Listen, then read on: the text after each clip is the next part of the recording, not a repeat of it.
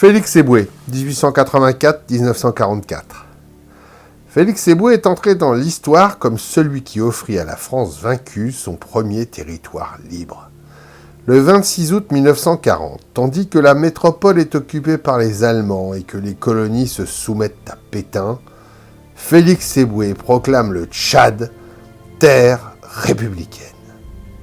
Par cet acte individuel et courageux, il rallie à lui les militaires du territoire, notamment le colonel Marchand.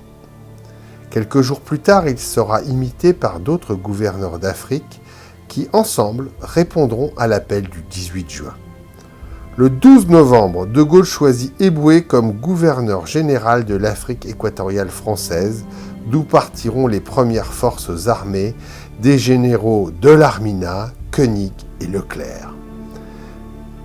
Né à Cayenne, fils d'un indigène travaillant dans une mine d'or, Félix Éboué accède à l'éducation grâce à l'école de Jules Ferry, imposée dans cette colonie l'année de sa naissance.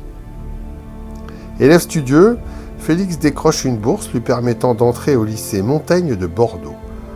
Le petit noir de la République se fait remarquer par ses brillants résultats et son agilité dans l'équipe de football du lycée.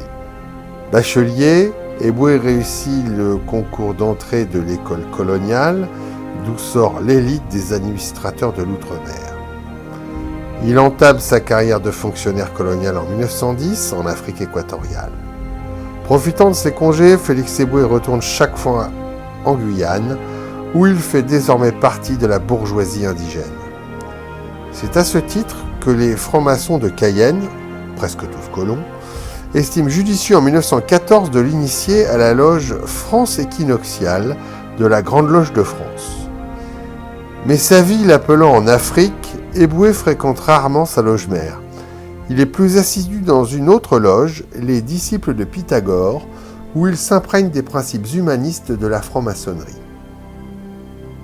Nommé gouverneur de la Guadeloupe en 1936, il est le premier noir élevé au rang de gouverneur d'une colonie française. Éboué exprime son idéal maçonnique mêlé de patriotisme dans son discours de 1937, resté dans les annales. Jouer le jeu, c'est être désintéressé, piétiner les préjugés, tous les préjugés, et apprendre à baser l'échelle des valeurs sur les critères de l'esprit. Jouer le jeu, c'est savoir tirer son chapeau devant les valeurs universelles qui s'imposent et faire un pied de nez aux pédants comme aux attardés.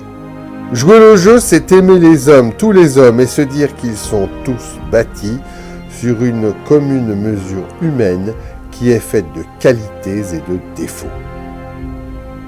Félix Éboué venait de quitter la Grande Loge pour le droit humain en s'affiliant dans la loge Maria de Rême.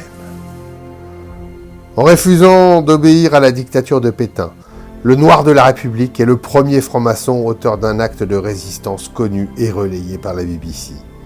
Il sera souvent cité en exemple par les quelques 3000 maçons résistants.